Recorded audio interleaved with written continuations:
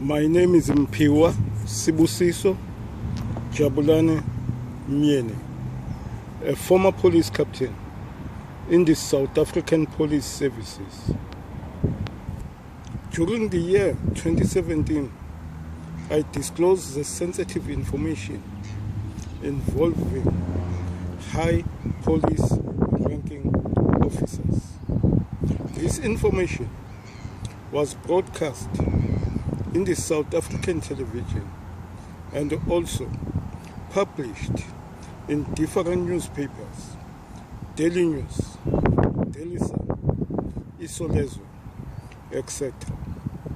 I was then persecuted, and there was an attempt to try to kill me for a number of times.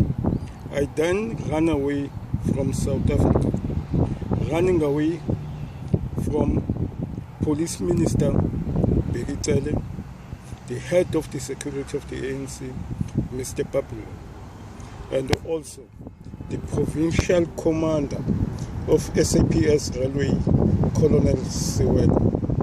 I went to Zambia, where I stay as refugee. I just returned from Zimbabwe, where I was also a refugee. My story is as follows. During 2017, I was a captain in the South African Police Service, stationed at SAPS Durban Provincial Office, under the command of Colonel Skuman. I then disclosed a sensitive information to the journalist and the organization by the name of Right to Know. I told them that during the year 2013, I was a captain in the South African Police Service, a relief commander at SAPS Commercial Railway Police Station. During that time, we were doing our last night shift. I was busy at the office. One Constable Mhlongo entered the office. He was looking so depressed. I asked him, "What is going on?" He said, "Captain, please don't post me again with Warrant Officer Mbata and other members." I said, "What is the reason why?" He said, "Captain, yesterday we were patrolling commercial hostels. We then stopped a suspicious motor vehicle. We searched this motor vehicle. Inside the motor vehicle, we find the dead body of a man. He was showing signs that he is recently killed. It happened that Warrant Officer Mbata knows the suspects. He then negotiated with these suspects, took from them 400 rand and released them." I said, "What? He released the 4 suspects with the dead body inside the car?" He said, "Yes, Captain. And it is not only that. Sometimes when we are doing the night shift, Warrant Officer Mbata took us to Bambai, where we robbed drug lots of their drugs and money. We take bags of dacha, and we took this dacha and go and sell it to Warrant Officer Mbata's friend at a place called Umzinyati." I said, "No, I can't believe this." I then went outside and called Sergeant Gumede to confirm the story. I said, "Sergeant, tell me, comrade, what happened yesterday?" He laughed. He said, "Hey, Captain, it is your friends, Warrant Officer Mbata. Yesterday, he released 4 suspects with the dead body inside the car. And I am sure that they were going to bury that man because there was a garden spade inside the car." I said, "What about Bambai?" He said, "Oh, Captain, maybe you hear the Warrant Officer Mbata. Sometimes when we were doing night shifts. He used to say he is hungry. He wants to eat some grapes. He is meaning that we are going to Bambai to rob those drug lords of their drugs and cash. I was so shocked and paralyzed with fear. I went back to Constable Mhlongo and confirmed his story. I then posted him in the church office. I took an occurrence book, we call it an OB, where we write all the report of the incident that happened on that date. Constable Mhlongo said to me, if Captain, you write this report on the occurrence book, I will be dead man by tomorrow. I then took the foolscap papers and write the full details report about the incident of everything that Constable Mhlongo told me. On the following day, I took this report to my commanding officer, the provincial commander, Colonel City Siwela. I gave him this report and told him all the details of the matter. He said, Captain, don't worry, I'm gonna investigate this matter, then I will come back to you. He never come back to me. On the third week of our shift after this incident, we were performing our first night shift. I was busy just doing my ordinary work when Constable Kumalo came to me. He said, Captain, did you see those 3 black men standing over there in the counter? I said, yes. He said they are coming to report the robbery case. They said they were robbed by our members and they have took down the registration number of the motor vehicle that was used by our members. I then wanted to interview these 3 black men. They said to me, they were drinking beers outside the house when my members came and arrested them. One of my members was driving the complainant's car. They took them to this section, Kwamashu, near the dam, in the dark place. They searched them, took their money. One of my members went to the car, opened up the bonnet of the car, and took out all the wires that supply plugs. They left them there, but they managed to take the registration number of those of the police motor vehicle, and they can be able to then identify all the suspects. I immediately took a case docket and opened up a case against my members, the case of corruption and extortion. I immediately also took an occurrence book and opened up a misconduct case against my members. I write all the details, what the complainants tell me, and also write all the details, what Constable Mhlongo said about these members.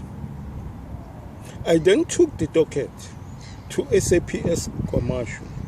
I make sure that the case is registered.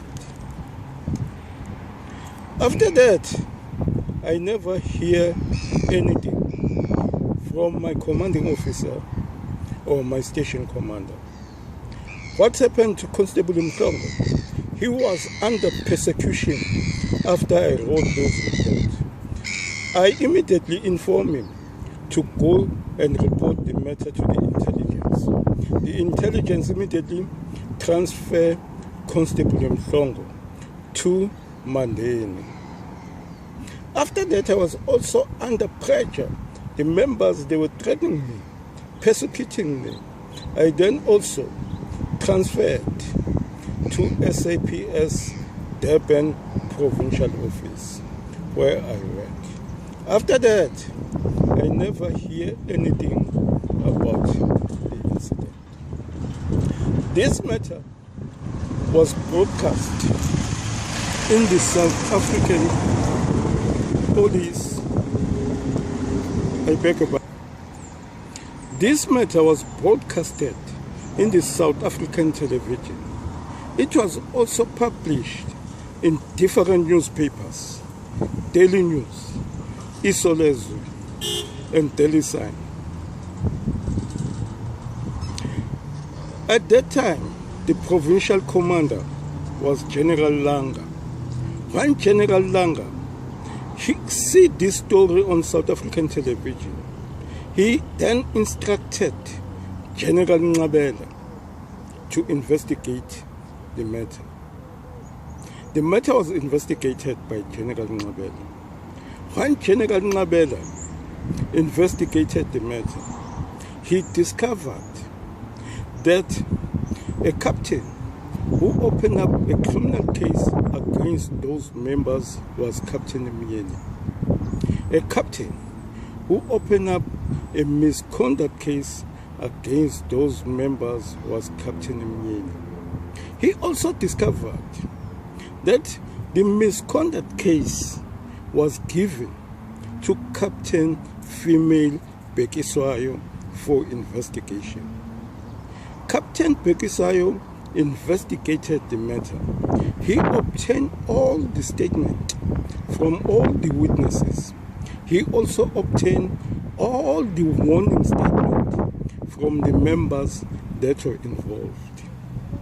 He then made recommendation that there is a prima facie evidence to vet corruption and extortion against those members. They must be prosecuted.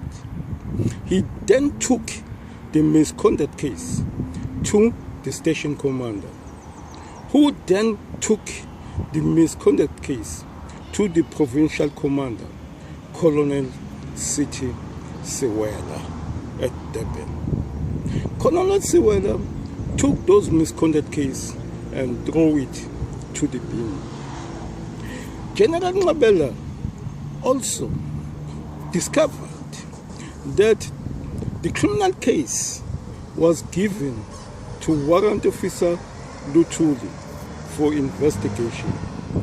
Warrant Officer Luthuli investigated the matter, but he didn't obtain any statement from any witnesses.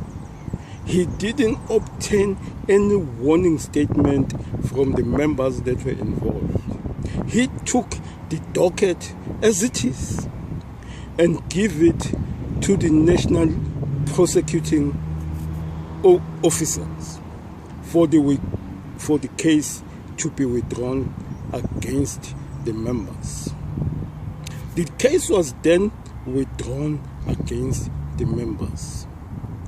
General Ngabela then make recommendations that Captain Myeni must be charged for disclosing sensitive information to the media. Colonel City Siwela must be charged for the gross act of defeating the ends of justice. Warrant Officer Luthuli must be charged for the gross act of defeating the ends of justice. But I was the only one that was charged for disclosing the sensitive information to the media. I was charged, was taken to trial, where more 2 charges was added in my case. I told the presiding officers everything and also presented to them the evidence. I told this matter was reported to the provincial commander. It was also reported to the Minister of Police. During that time, it was Nathi Mthethwa. I was having a proof of all the correspondence that was sent to me. I produced it. I was then found not guilty and discharge, because everything that I said was the whole truth, but nothing but the truth. Things started to be serious to me. I was attacked from a number of times, persecuted. On the 16th June 2018, at about 3 o'clock in the morning, I was sleeping in my house when I heard people banging the door, banging the windows. I went to investigate what is going on. I found that it was more than 10 police officers. All of them were armed with R5 rifles and also sidearms. But the things that make me to be more suspicious, they were covering their faces. I can't see their faces. So I went back to my bedroom, took out my cell phone. I phoned Mr. Philip Mpiwa from the EFF, because it was the one that was fighting this case in Parliament alone. I phoned him. Philip Mpiwa asked me, who authorized this? I said, I don't know, sir. He said, okay, I'm going to phone General Langa to find out who authorized this. I also phoned Mr. Foster from the IPIT, who was investigating this case against those police officers. While I was busy talking to Mr. Foster, they started to breaking the windows, breaking the doors. I took my firearm. I hid it in a 10 kg packet of rice. So I went to the bedroom. I locked my children and my wife to the bedroom. At that time, they broke the windows. They broke the door of the house. I was sitting in the dining room, praying. They come inside the house. They kicked me to the floor. One of the police officers inserted a barrel of the R5 rifle in my ears. My children was crying. My wife was crying in the rooms. I was only praying. I told the man who was standing on top of me with his booted foot, I said, brother, you can kill me, but you must know that Mr. Foster from the IPIT is hearing everything that is happening here. The process took about 15 minutes. Then they left the house. I remained seated on the floor without knowing what to do. My children, my wife were crying. I sat until the sun came. I then went to the police station, Durban Central Police Station. The police station was 200 meters away from my house. I reported the case, registered the case. I then went back to my flat. I waited for investigating officers to come. The investigating officers arrived. Warrant Officer van der Walt. He took the pictures of all the scene of crime. He took the statement of my wife. He promised me, he said, Captain, I will make sure that these police officers are arrested. He then left. On the third day, I was at work when Warrant Officer van der Walt arrived. He said, Captain, I've investigated this matter. I am just coming from the provincial commander, General Langa. I said, yeah. He said, Captain, as a friend, I want to tell you something. I said, what, Warren? He said, if I were you, Captain, I should take the transfer today and go to work to other provinces. I said, what is the reason why? He said, your life is in danger. These police officers, they are going to kill you, Captain. I then went to General Chiliza, who also worked at the provincial office. I told him about the matter. He said, Captain, can I transfer you now? I said, what about my children? What about my family, General? He said, okay, if you are ready for me to transfer you, please come back and tell me. I said, thank you, General. I left. That was the beginning. On the 23rd of July, 2018, I was with two members inside the car, driving this car at Myeni Road, going to buy lunch so that we can eat with these members. Mr. Kaba, who was with me, said, Captain, can you see the car that is in front of us? I said, what about the car? He said, this is the police car that was following us yesterday when we were dropping me at Chesterville. I look at the car. I saw that, oh, it's the same car. Mr. Terence, who was at the back of the seat of the car, he said, Captain, there is another one at the back. These are the two same cars. I look at the back to the mirror. I saw that it's the same cars. I then tried indicating to overtake the car that was in front of me, but he jammed me. Suddenly, the car that was coming from the back, the driver was hooting, indicating to me that I must pull over. I didn't do that. I forced the car, rev the car, and overtake the car that was in front of me. I drive straight to Durban Central Police Station. I went straight to the office of Warrant Officer van der Vaart to report the matter. When I arrived there, I found a black warrant officer. I talked to him. He said, Captain, you are a dead man walking. Don't be stubborn.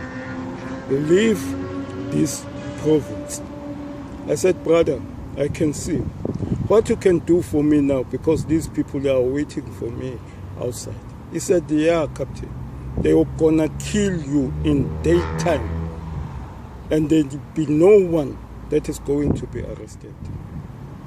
He said, the only thing that I can help you, I will take my car to the basement of the station. Then I can take you to wherever you want to go. I then went to the basement of the car. This warrant officer asked me, where do you want to go, Captain? I said, please, take me to Pietermaritzburg, taxi rank. He took me to Pietermaritzburg, taxi rank. Then I took a taxi there to Maritzburg. My intention was to go to Lutuli House to report the matter to President Cyril Ramaphosa because I trusted the President Cyril Ramaphosa. I took a bus to Lutuli House. I arrived at Lutuli House on the 24th of July in the morning at about 5 o'clock. I explained everything to the security that I found there. They said, comrade, wait, the people that are going to attend to you, they will come at 8 o'clock. At about 9 o'clock, I was attended by Mr. Babylon, the head of the security of the ANC. I told him everything, presented the evidence to him of what have happened. He said, hey, comrade, that is why ANC councillors are killed in KZN. There are corrupt police officers like this. I said, yes. He said, okay, I'm going to take this matter to the top 6 of the ANC. He then took the matter to the top 6 of the ANC. I was immediately called by Jesse Duarte. Mr. Babylon took me to Jesse Duarte. He interviewed me. I explained everything to her. And he said, yeah, you must not go back to Durban now. We're going to give you the protection and the place of safety to stay. Mr. Babylon recommended that his house is the best place to shelter me. Mr. Babylon then took me to his house. After that, we met with the Minister of Police, Bheki Cele. It was the 3rd day when I was in the police shelter, the house of Mr. Babylon. There was a Lekhuta meeting of the ANC when we first met the Minister of Police, Mr. Bheki Cele. I explained everything to him. Mr. Babylon also presented the evidence to him. He said, comrade, because today was still busy with the meeting, I will come back to you. Then, after 1 week, I was told by Mr. Babylon. At that time, I was sheltered to Mr. Babylon's house. I was told by Mr. Babylon that we must go and see the Minister of Police, Bheki Cele. We found the Minister of Police, Bheki Cele, at Lutuli House. He interviewed me. I told him everything. He said, hey, comrade, these police officers were operating as the gangsters, and I will make sure that all of them, they are arrested. He phoned Comrade McBride of the IPT. He didn't find Mr. McBride on his cell phone. He said, I will phone also General Jacobs, is the best investigator. He phoned General Jacobs. He found General Jacobs. He then told us that, comrade, General Jacobs will come back to me, then I will inform you to meet with General Jacobs. Few days later, we met with General Jacobs at Johannesburg Airport. We presented the evidence to him. I told him everything.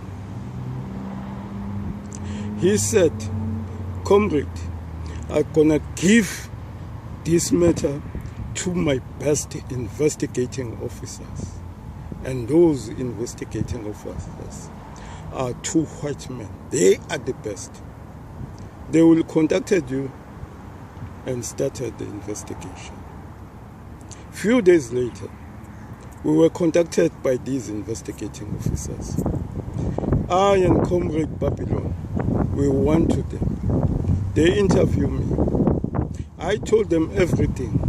We present the evidence from them. They said, Captain, this matter is already investigated. The instruction in this matter have already given. We are going to arrest Colonel Siwela and Warrant Officer Tuli and the other members. We are promising you that. They then left. We go back to my place of shelter at Rifbok Crescent in Johannesburg, where Mr. Babylon's house was. Both of us were there. 2 days later, Mr. Papillon came to the house. He was very happy. He greeted me with a hug. He said, "Comrade, these police officers, they have phoned me and they have said they got a genuine case against these members. The arrest is prominent. They are going to arrest them as soon as possible." I was also very happy. During that time, I was 6 weeks staying at Mr. Papillon's house. On this day, bad luck happens to me. Mr. Papillon asked me to clean the car that was used by his late wife. He said to me, "Please, comrade, clean this car. It was used by my late wife. Since she used it, I never used it. I wanted to use it now. Please clean it." I said, "Comrade, that is my first priority in the morning." I then cleaned the car in the morning. The Range Rover, grey in color. When cleaning this car, at the back seat of a car, under the carpet, I found a plastic envelope. This envelope was covered with dust. I then decided to clean this envelope. I then emptied the envelope. The first document that I found in the envelope was the divorce papers. I was shocked. I then started to read these divorce papers. The wife of Mr. Papillon was a plaintiff, and Mr. Papillon was a defendant. The wife was complaining that he wants to end this marriage because Mr. Papillon is ill-treating her, is threatening her with violence, is abusing her. He didn't know that this man was so evil. I was shocked because Mr. Papillon to me was looking like an innocent man, a good man with high integrity to investigate these cases like that. The second document that I took out of this envelope was a letter of demand from the sheriff of the court. The sheriff was demanding that Mr. Papillon must pay 40 plus or minus 44,000 for his credit card. The credit card that was used by his wife in Canada. The third document that I took out from this envelope was a letter written by the wife of Mr. Papillon to the relatives. He was telling the relatives that if anything happens to her, they must know that he is killed by her husband, Mr. Papillon. He have threatened her to kill her since he took her to Canada. At Canada, he used her husband's credit card to buy clothing to the value up to 44,000. And Mr. Papillon is victimizing her. He wanted to assault her and is threatening to kill her if she leave her. I was shocked with disbelief to see this letter. My hand was shaking, but I cleaned the envelope. I put all those documents inside the envelope and put the envelope at the back seat of the car. on top of the back seat. I went back to the house. I sit down and look to the TV set. Mr. Babylon arrived during that time about 1800.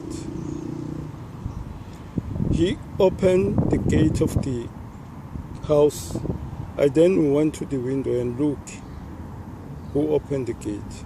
It was my tendency that every time when I see the gate open, I must look who is opening up the gate.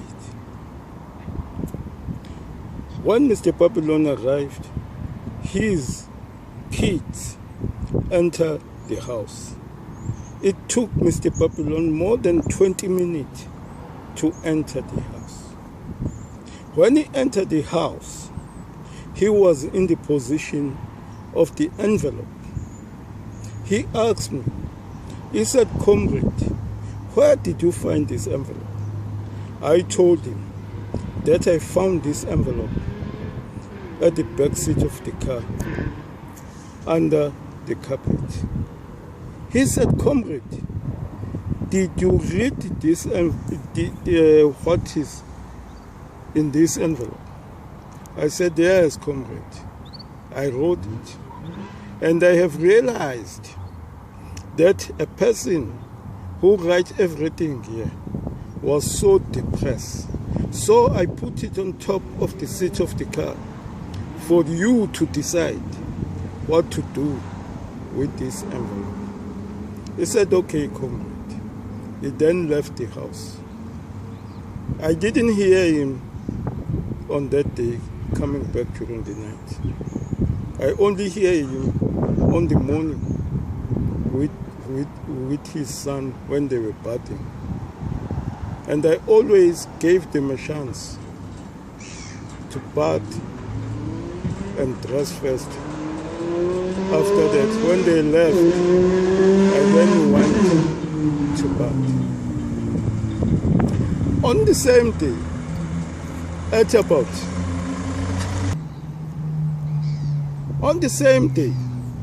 about 11:30 p.m.,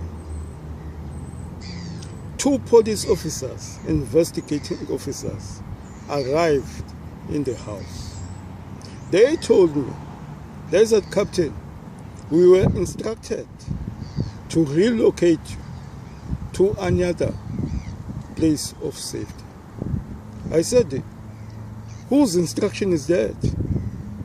They said, "It is the Minister of Police, Begitsele's instruction." I then asked them if Mr. Babylon knows about the matter. They said I must phone him. I then phoned Mr. Babylon. Mr. Babylon said to me, "Captain, I forgot yesterday to tell you that the Minister of Police, Mr. Begitsele, have decided to relocate you to a new place of safety because these police officers, they are going to be arrested as soon as possible. Now the minister wants to make sure that you are safe." I said, "Okay, comrade, what I must do now?" He said, "Please lock the house and throw the keys through the window. Because I got the spare key, I will call the security to activate the CCTV cameras and all the security that is there." I said, "Okay, comrade." Then he left. They took me to Pretoria Police Training College. That is a Tswane Police Training College. I stayed there. No one contacted me again.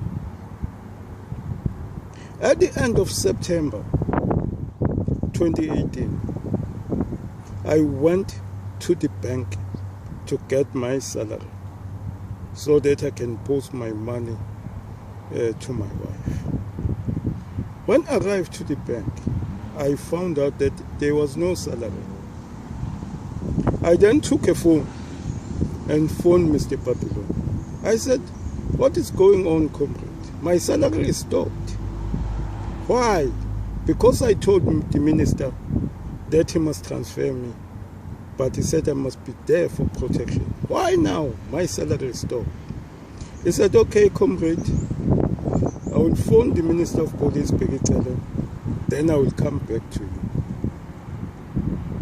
He never came back to me. At the end of October, I went to the bank again to get my salary. There was nothing. I went to the medical aid to get my medication for diabetic injection. I established that my medical aid was also stopped. I then realized that here there is something going wrong. I then went back to my place of safety. I discussed this with another black captain who told me that he knows about this case. He told me that, "Captain, you must be careful. Your life is in danger." I said yes. On the 11th of November 2018, I received a call from a team leader of investigation, a colonel. He said, "Captain, I have been instructed to take you back to KZN to work there." I said, "What?" He said, "I've been instructed to take you back to KZN." I said, "But you know that at KZN, I will not leave even 2 hours when I arrive there." He said, "Yes, Captain, I know, but it's not my call.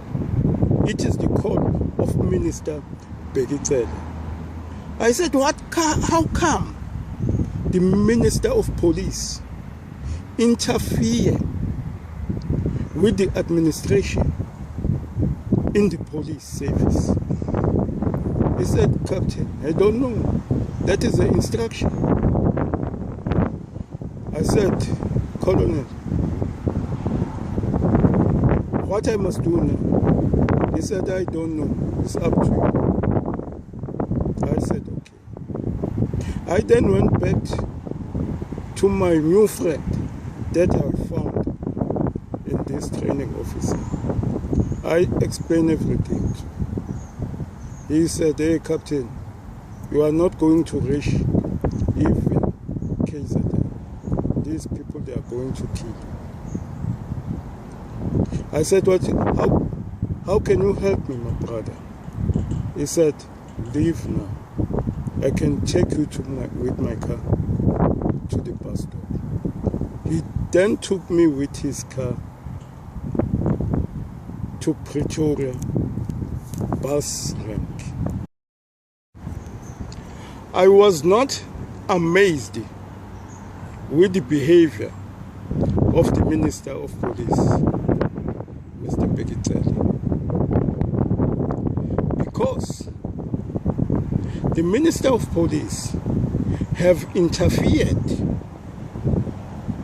with the case of his friends, Brigadier Shabalala. Brigadier Shabalala shot and wounded his wife. The Minister of Police, after the criminal case was opened and the misconduct was opened against Brigadier Shabalala, the Minister of Police, Mr. Pegitele, interfered with the case, and Brigadier Shabalala was never charged, and nothing was done to him. The many ANC comrades, councillors, died in KZN.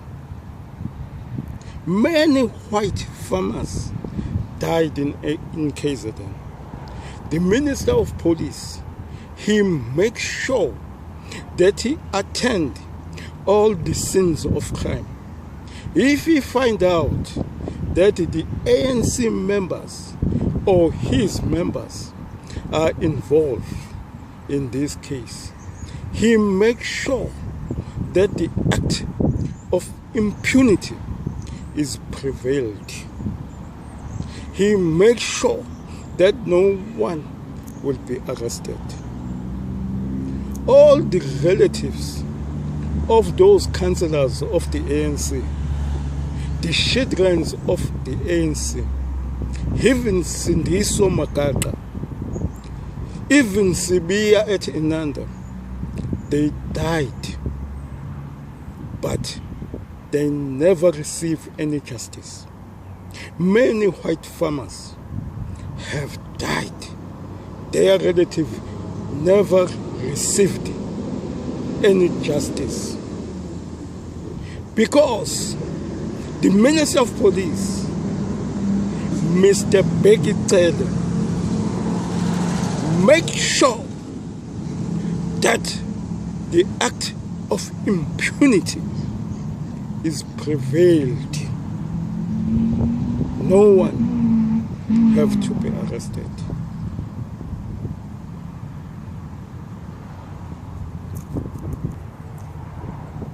Be as it may, I soldier on. On the 15th of December 2018, I took a flight to Zambia after many attempts to kill me was made. When I arrived to Zambia, I told the immigrating officer about the matter, that I'm running away from South Africa, from the ANC. They said, Captain, there is no war in South Africa. I said there is war in South Africa. Corruption is the war in South Africa. Once you disclose any matters involving corruption, you are a dead man. I presented the evidence to them. I presented everything that I was having in my possession. Give him all the details, even of my attacks. During that day, I was interviewed by more than 4 people, including the Minister of Home Affairs, including the head of the immigration. They said to me, Captain, we're going to give you the benefit of the doubt. Tomorrow, we are taking you to the neck. The neck is composed of more than 10 people who will be interviewing you at court. On the following day, I was taken to the neck. There were more than 10 people there. The Minister of Home Affairs, the head of the immigration, the advocate, the psychologist, the protection officers,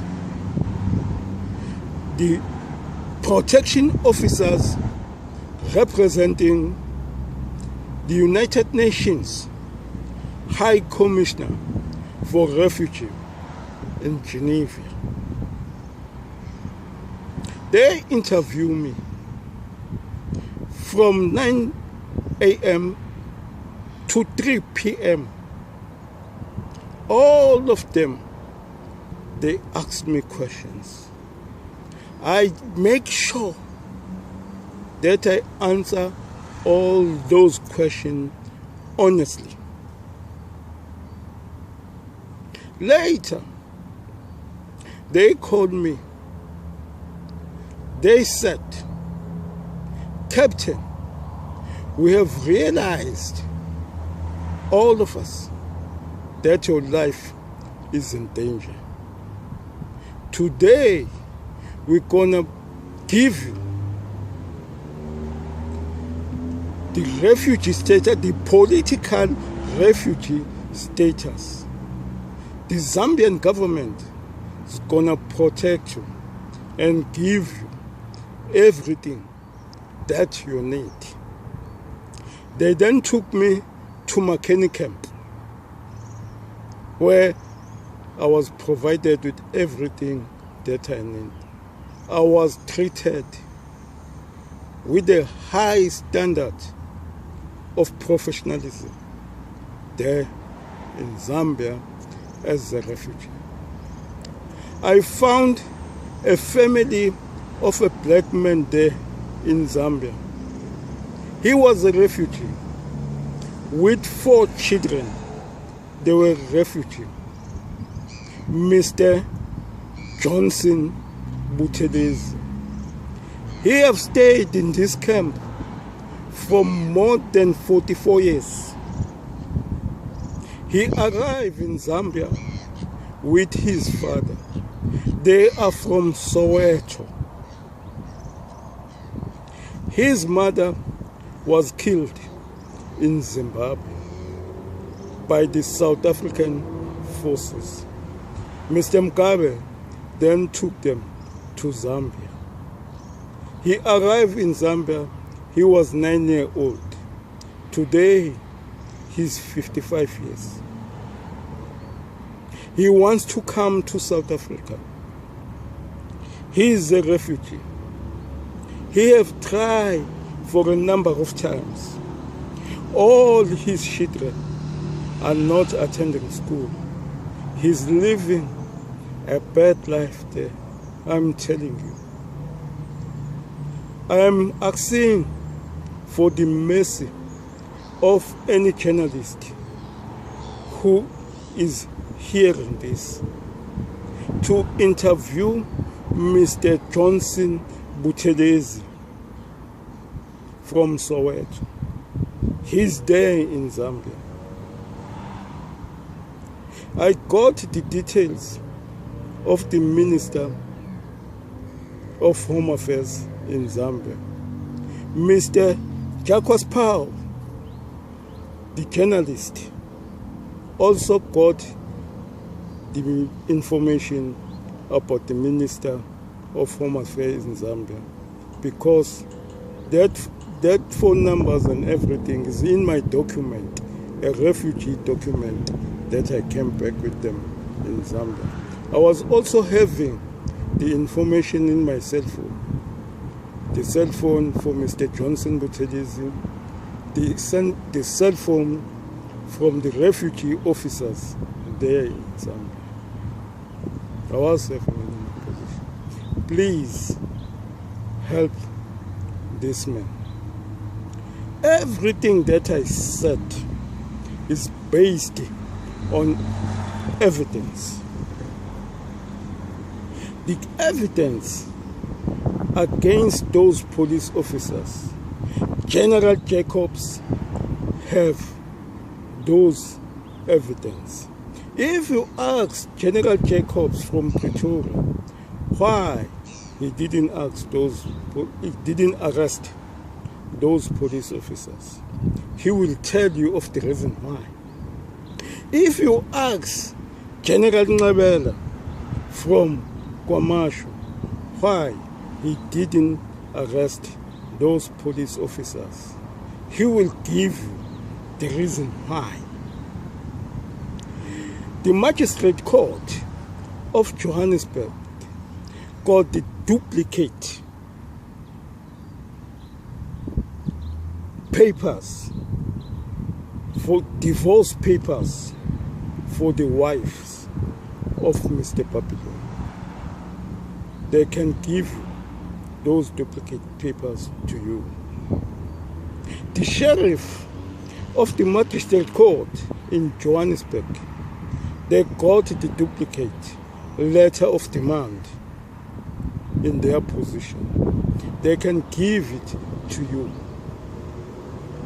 The body, the dead body of the late wife of Mr. Papillon,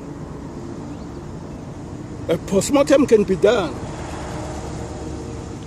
You can establish that he didn't die of natural causes,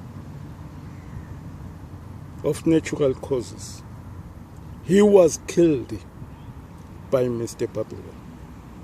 That is why I was hunted. Even today I am hunted. I never contacted my family for more than 3 years. I don't know how they live. I don't know how they survive. I never collected even my pension. I'm still hunted. Lastly, this is what I want to say.